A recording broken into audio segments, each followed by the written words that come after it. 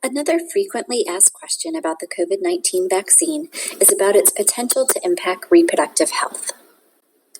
In this video, we'll provide information for people considering whether to take the COVID-19 vaccine, who are planning to get pregnant. We'll touch on male infertility, who are currently pregnant or who are currently breastfeeding. The Pfizer and Moderna trials specifically excluded pregnant and breastfeeding women from their studies. Females of childbearing age were given a urine pregnancy test that was verified to be negative before each injection. Additionally, participants were asked their birth control method and were counseled not to become pregnant during the 2-year study. Even with these precautions, there were 23 participants in the Pfizer study and 13 in the Moderna study who became pregnant. Out of these women, there were 3 miscarriages reported, and all of them were in the placebo groups. None of the women in the vaccine groups have experienced miscarriage to date. The trials will continue to follow these women through their pregnancies. Additionally, both Pfizer and Moderna have submitted perinatal, postnatal, reproductive toxicity studies of their vaccines in rats. The researchers gave the vaccine to rats prior to mating and during gestation, and they reported no adverse events on female reproduction or fetal development. There were skeletal variations postnatally that are common in rats and resolve without intervention.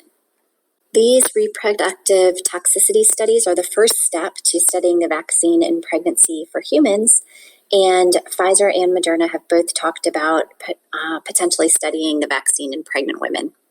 Based on the few women who became pregnant during the trials and the science behind the vaccines, several professional organizations have made recommendations about vaccination. First, let's talk about couples who are not pregnant now but planning to get pregnant in the future. The CDC states that routine testing for pregnancy before COVID vaccination is not recommended, and women who are trying to become pregnant do not need to avoid pregnancy after receiving an mRNA COVID-19 vaccine.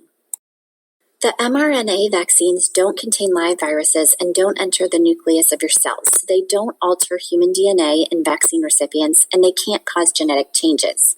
Additionally, preclinical data shows that the mRNA is rapidly degraded by normal cellular processes within 10 to 20 days after vaccination.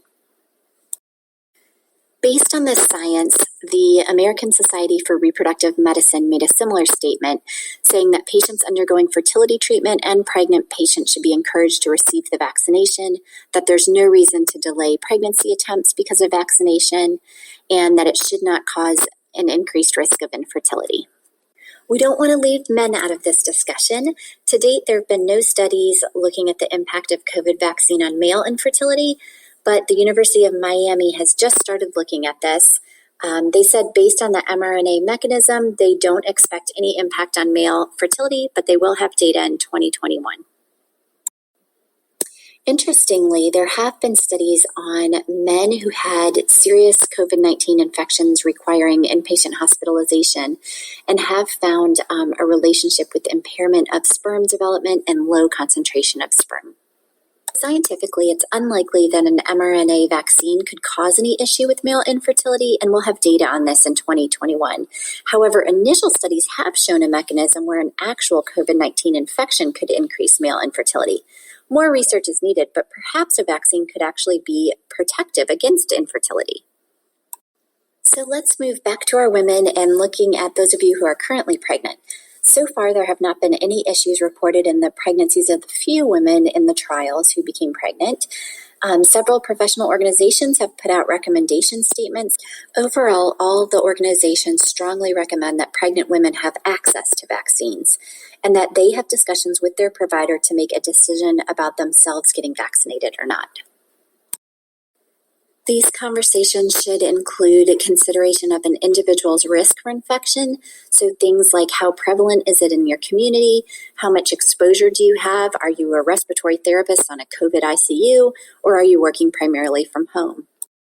What is the efficacy of the vaccine, which we have a video on that, your individual risk of severe disease, so do you have comorbidities that would put you at a higher risk for severe disease if you did get COVID? Pregnancy itself is an independent risk factor for disease severity, with symptomatic COVID-positive pregnant women being at an increased risk for ICU admission, mechanical ventilation, and death compared to COVID-positive symptomatic non-pregnant women. You also want to look at the safety of the vaccine for pregnant women and for the fetus. Finally, we'll discuss vaccination for breastfeeding women. ACOG states that COVID-19 vaccine should be offered to lactating individuals similarly to non-lactating individuals. They go on to state that any theoretical concerns regarding vaccinating lactating individuals do not outweigh the potential benefits of receiving the vaccination. Similarly, the Academy of Breastfeeding Medicine does not recommend stopping breastfeeding for individuals who are getting vaccinated against COVID. They state that there's little biological plausibility that the vaccine will cause harm, and actually the antibodies in the milk resulting from vaccination may protect the breastfeeding child. If you are currently breastfeeding and considering getting vaccinated, there's actually a research study going on through Mommy's Milk looking at the COVID vaccine in breastfeeding. So you could look that up and find out more about participating in that research.